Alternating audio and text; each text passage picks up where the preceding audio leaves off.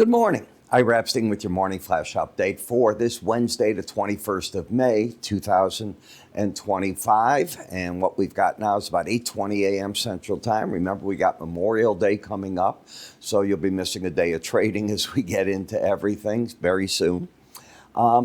Interesting day. Let's take a look at some of the events today.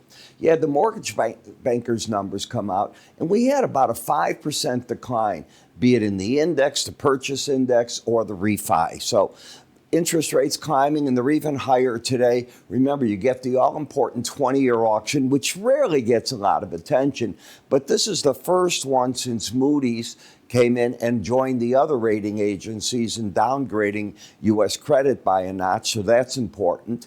We're going to get the energy stocks at 9:30. And in Japan, we got a series of numbers today that came out.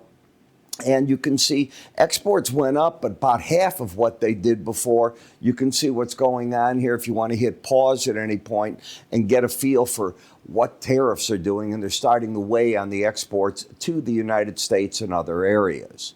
Now, another event. Look at energy prices. They're up today because CNN made a report yesterday. I was wondering what was going on. And the report is that Israel is preparing to attack Iran's nuclear facilities. Okay.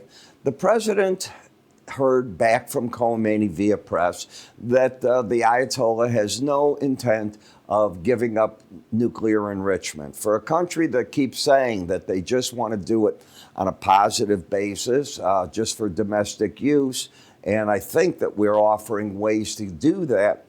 The idea that they don't want to give up their idea at all, well, that's got Israel saying, no, you can't go any further. There is going to be a line in the sand. So energy prices up on it. It could be a threat. It could end up being absolutely nothing.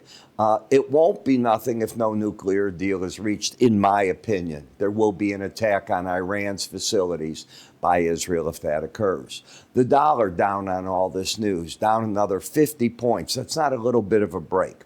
But it really has to get under 98 to get me more concerned. So right now it's a pullback.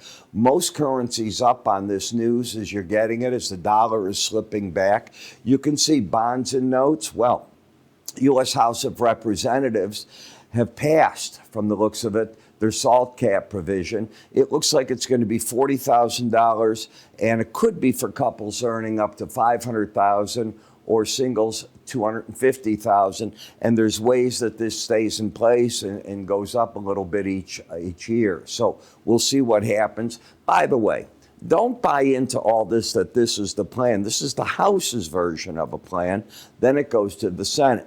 You know, I always get comments from people on this website, the one on YouTube, that goes, just stick to the markets. It's impossible to stick to the markets if you don't understand the politics. Politics drive the market that went up in the energy today. They're driving the interest rates right now because the U.S. isn't addressing the spending issue that we're having. So if you want me to do that, go elsewhere. I'm a trader, done this now for near 60 years. I know what goes on and how the markets react. And it is a mixture of economics driven in part by politics. I am not here to criticize the politics. I'm here to talk about them the way they should be talked about. For example, President seems to be walking back on Ukraine. Maybe it's just time to do it. It's a European issue, and he's washing his hands of that. We'll see how it all works out. So that's pretty much what I'm seeing. The metal market's getting a bid off all this news. It's interesting that copper is climbing on this. China, remember yesterday, lowered some bank interest rates. They're making other provisions to try to get banks to lend more to people that want to do things. They've still got to address their market in housing. But seeing that market comes up is a good sign in the whole for U.S., Chinese, and world production. That is the good news. All right. So I want to remind you that on our free offers, you know, when I talk all these technical indicators, we have 2 volumes from our friends at the Futures Magazine. And it deals in price charts, the different types of chart patterns that work with this, what I use, the definitions of them, how do you place trend lines, the different types of trend lines, and there's many. You can get into moving averages, Fibonacci, Gann angles, the different oscillators, like I use slow stochastics. To learn this, to print it out, it's a neat color, it explains everything. All you need to do is go to iraepstein.com, and when you go there, look at the top left, you'll see free offers. That's one way to do it. Up on the top here, you're going to see an icon. You will see up here also that you have a circle with an eye. If you're watching me on YouTube, that is the way to take you to the link. So we put this all together. It's 2 volumes for you, simple to get to. Go to iraepstein.com, free offer.